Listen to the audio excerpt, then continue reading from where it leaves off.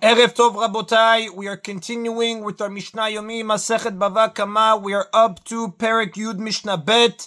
Today's Mishnayot should be Le'elu Nishmat Neria ben Svetlana Ranbai Veliyahu ben Burcha Israel of Chana bad Miriam Sason ben Rai and Yoshua ben Shifra Menuchatam began Eden Amen and Avdi ben Chaim lechaim v'derefua shelemav Daniel Shalom ben Rosa betoch shah cholei Yisrael and Achlama Merav Binyamin Od Zion Chai ben Dvorah. The Mishnah cites cases where it is permitted to benefit from stolen goods. Natnu mochsin et chamoro v'natnu lo chamor acher.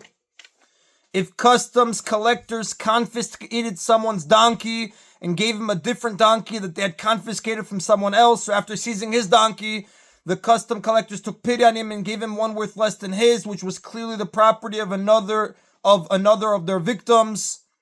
Gazlu listim et kisuto v'natnu kisut acheret, or if bandits stole someone's clothing and gave him other clothing they had stolen from someone else, harelu shelo, they are his to keep, because it may be assumed that the owners gave up hope of getting them back. Stolen property is legally acquired by a third party when two conditions are met. A, the original owner gives up hope of getting the item back, what we call yeush, and B, after he gives up hope, the object goes from the hands of the thief to the hands of a third person, what we call shinui reshut.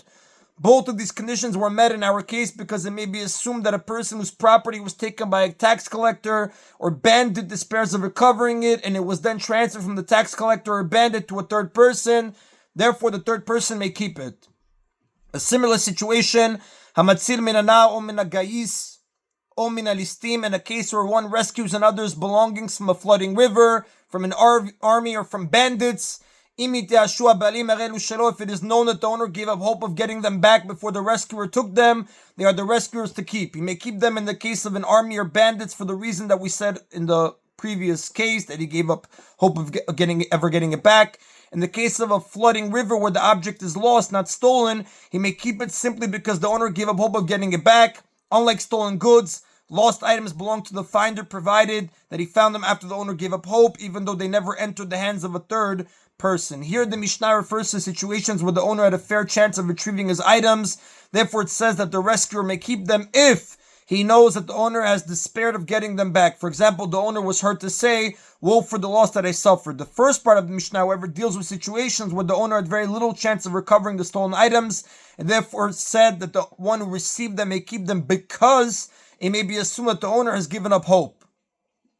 A third case, V'chen nechil shel dvorim. Similarly, should someone find a swarm of bees that had flown from another person's beehive and settled in this person's property, if it is known that the owner of the bees gave up hope of getting them back before they settled in his property, they are his to keep. Now the Mishnah implies that if the owner had not given up hope, the bees are still his and the finder must return them. According to biblical law, bees are always considered ownerless because they tend to fly away.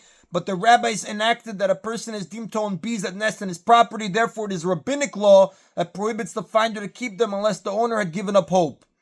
The Mishnah teaches another law regarding the ownership of bees. Amar Rabbi Yochanan ben Broka. Rabbi Yochanan ben Broka said,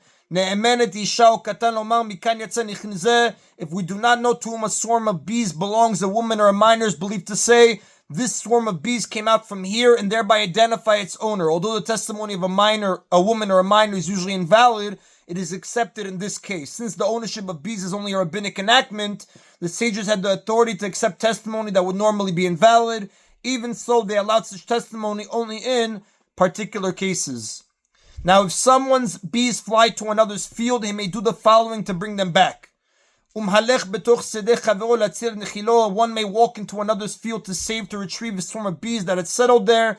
But if he thereby damaged the field, for example, he stepped on crops that were growing there, he must pay for what he damaged. The owner of the bees is allowed to enter the other's field even if he knows for certain that he will cause damage, because he does so only to recover his bees and he plans to pay for the damage.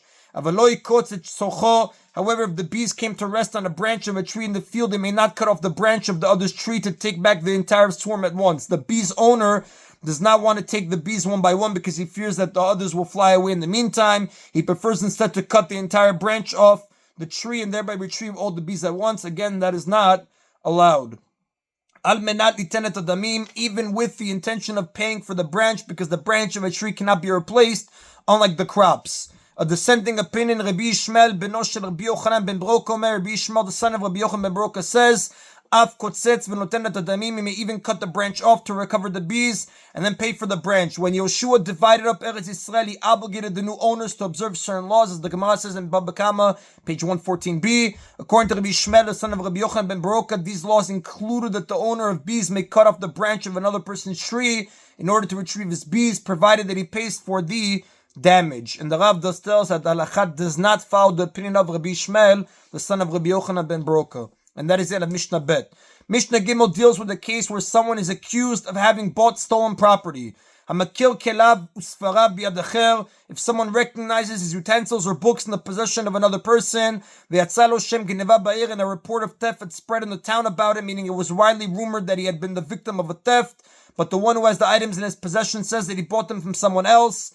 Ishavalo aloker kamma natan v'itol. The buyer must return them to the claimant and swear to him how much he paid, and he takes that amount from the claimant. Now, the Mishnah's ruling applies only where it is known that these items once belonged to the claimant.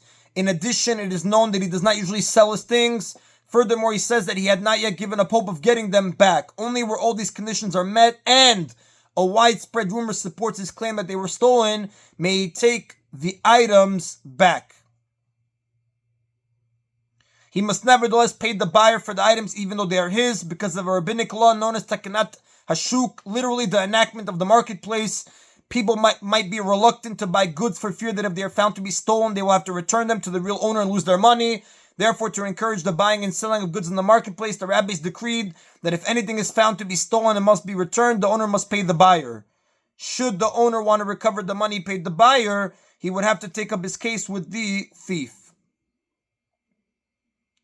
But if there was no report of theft, the Mishnah says, the claimant is not believed. Literally, it is not all from him to say that the objects were stolen, and the buyer does not have to give them to him. For